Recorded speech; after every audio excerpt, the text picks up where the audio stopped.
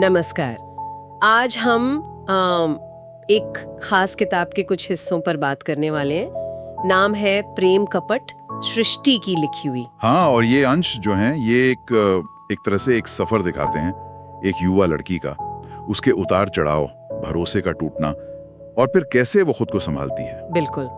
तो आज हम कोशिश करेंगे कि इन हिस्सों से सृष्टि की जिंदगी के जो अहम मोड़ थे उन्हें समझें। हाँ, मतलब कैसे जो पर्सनल नुकसान हुए, रिश्तों में धोखा मिला, उसने अनजाने में ही उसे उसकी असली ताकत वो पहचानने में मदद की। तो चलिए शुरू करते हैं। कहानी की शुरुआत ही काफी दुखद है। सिर्फ 14 साल की उम्र में सृष्टि अपनी माँ को खो देती है। और ये सिर्फ एक इमोशनल लॉस नहीं था, इसने उसे एहसास कराया कि जब पैसा नहीं होता, पावर नहीं होती, तो कितनी लाचारी महसूस होती है। सही। और यहीं से उसके मन में एक जिद पैदा होती है, यूपीएससी की तैयारी। हाँ, और मकसद सिर्फ नौकरी नहीं था, बल्कि समाज में कुछ ऐसा बदलाव लाना कि किसी और को वैसी बेबसी न महसूस हो। मतलब दुख ने एक रास्ता दिखाया। ये पहला बड़ा टर्निंग पॉइंट था उसकी लाइफ का। दिलचस्प है कि कैसे ये जो मोटिवेशन थी, ये उसे रिश्तों की एक बिल्कुल अलग दुनिया में ले जाती है। यूपीएससी की तैयारी में ही वो राजेंद्र से मिलती है। शुरू में तो लगता है कि वो मदद करेगा। हाँ, मददगार लगता है, लेकिन सृष्टि उसकी मदद के लिए कितना कुछ करती है। अपना फोन बेच देती है, और वो माँ की दी हुई पहली सोने की बाली भी। हाँ, वही। सोचिए, ये यहीं पर एक पैटर्न दिखता है शायद, त्याग का। और नतीजा? धोखा।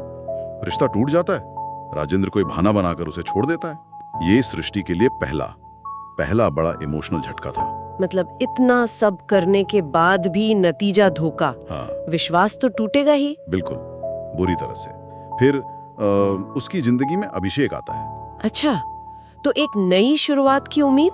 हाँ, ऐसा ही लगता है। सृष्टि फिर उम्मीद करती है, वो अभिषेक के सपनों को सपोर्ट करती है, उसका वो ट्रेडिंग का पैशन। तब भी जब उसका परिवार साथ नहीं था। हाँ, बिल्कुल।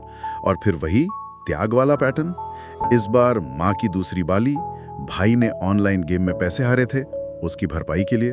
ओहो, मतलब बार बार वही। और त्याग यहाँ और गहरा होता है जब अभिषेक बीमार पड़ता है, उसे दमा था शायद। हाँ, दमा। तो सृष्टि उसकी देखभाल में लग जाती है, अपनी यूपीएससी की पढ़ाई तक छोड़ देती है, अपना सपना।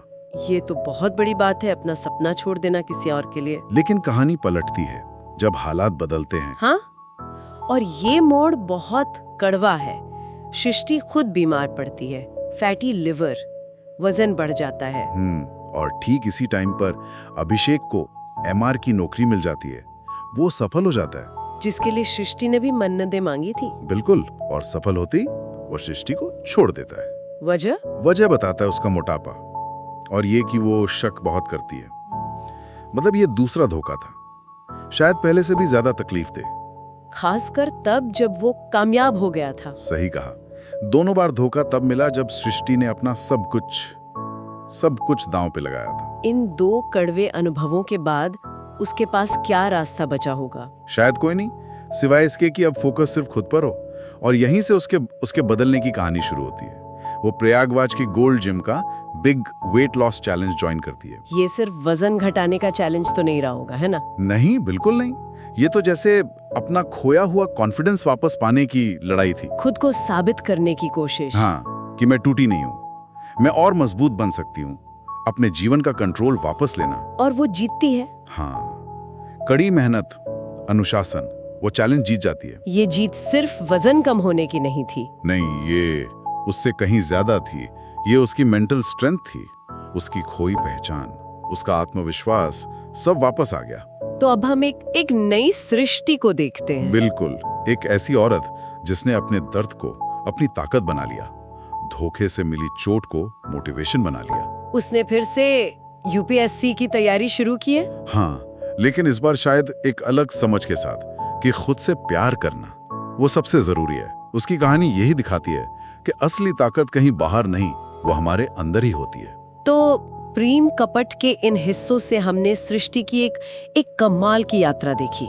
माँ को खोने का दर्द, रिश्तों का कड़वा सच, त्याग, और फिर राख से उठ खड़े होना। ये कहानी दिखाती है कि कैसे जिंदगी के सबसे मुश्किल पल, चाहे वो नुकसान हो या धोखा, हमें खुद को बेहतर जानने का, आगे बढ़ने का मौका देते हैं। सृष्टि ने अपनी कमजोरियों को ही अपनी ताकत बना लिया। बिल्कुल, दर्द को प्रेरणा में बदल दिया। ये सोचने वाली बात है ना कि जीवन में जो धोखे मिलते हैं, जो मुश्किलें आती हैं, वो असल में हमें आने वाले कल के लिए कैसे तैयार करती हैं। क्या यही अनुभव हमारी अंदर की ताकत को तराशते हैं, उसे डिफाइन करते हैं? हाँ, ये एक ऐसा सवाल है जिस पर शायद हर कोई अपने तजुर्बों की रोशनी में सोच सकता है।